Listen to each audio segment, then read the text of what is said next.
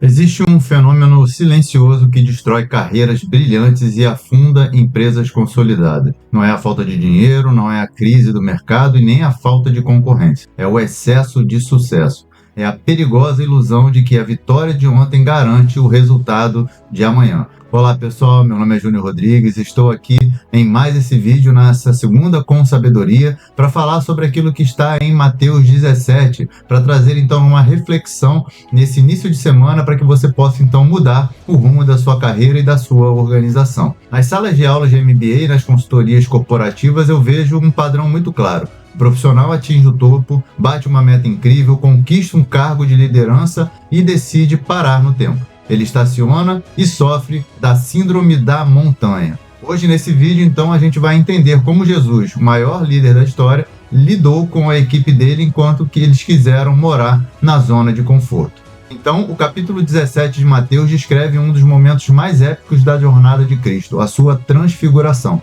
Jesus sobe em um alto monte com 3 dos seus principais liderados, Pedro, Tiago e João, e lá no topo, a glória de Deus se manifesta, fornecendo então uma experiência extraordinária, o ápice da visão espiritual. Mas preste muita atenção na reação de Pedro diante do momento de glória absoluta. E aí a gente vai ler o texto e destacar esse trecho realmente que é importante para a gente compreender tudo aquilo que esse trecho pode trazer de lição para que a gente saia do status quo. Bom, e aí a partir do versículo 1 diz assim: 6 dias depois, tomou Jesus consigo a Pedro e a Tiago e a João, seu irmão, e os conduziu em particular a um alto monte. E transfigurou-se diante deles, e o seu rosto resplandeceu como o sol, e os seus vestidos se tornaram brancos como a luz.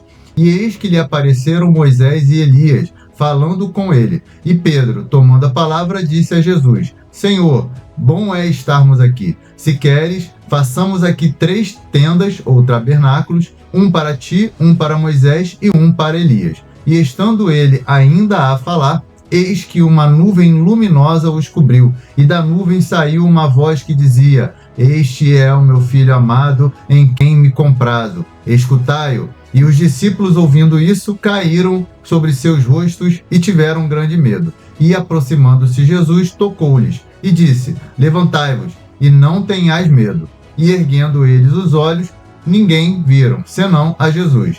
E, descendo-eles do monte, Jesus lhes ordenou, dizendo: A ninguém conteis a visão, até que o Filho do Homem seja ressuscitado dos mortos. Bom, então quando a gente destaca justamente esse trecho aqui onde Pedro diz: Senhor, bom é estarmos aqui. Se queres, fazemos então 3 tabernáculos ou 3 tendas. Sabe o que Pedro então estava dizendo na linguagem corporativa de hoje? Chegamos no topo, o clima está ótimo, o resultado é incrível e vamos montar um acampamento e não descer daqui nunca mais. Então, o que a gente observa dentro desse cenário? O que Pedro propôs é exatamente o que muitos líderes e empresas fazem hoje. Elas montam tendas no sucesso do passado. É aquele profissional que tirou uma certificação há 5 anos e acha que não precisa estudar mais. É a empresa que criou um produto inovador na década passada e hoje se recusa a olhar para as novas tecnologias e para a agilidade do mercado. E é aquele gerente que vive repetindo: nós sempre fizemos assim e deu certo.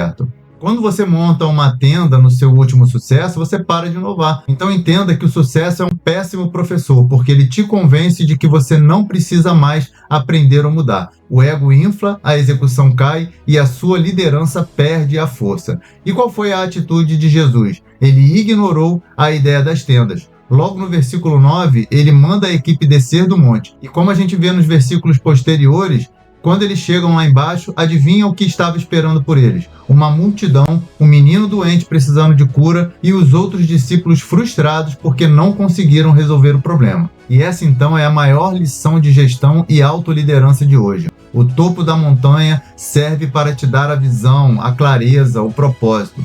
Mas é no vale que a execução acontece. Você não pode liderar de verdade se você ficar isolado no topo do organograma, admirando os seus troféus. O impacto real da sua liderança é testado lá embaixo, no meio da operação, no Gemba, onde o caos acontece, onde realmente o pessoal está com a mão na massa e a sua equipe precisa de direção para resolver os problemas do dia a dia. Bom, o meu desafio para você nessa segunda-feira é muito simples. Desmonte a sua tenda. Pare de viver no case de sucesso do ano passado. Desça para a realidade, olhe para a sua equipe hoje e pergunte qual é o problema real que nós precisamos resolver agora. E se essa visão de liderança baseada nos princípios de Jesus fez sentido para você, deixe o seu like, se inscreva no canal, compartilhe esse vídeo com aquele seu colega de trabalho ou sócio que precisa descer da montanha juntamente com você.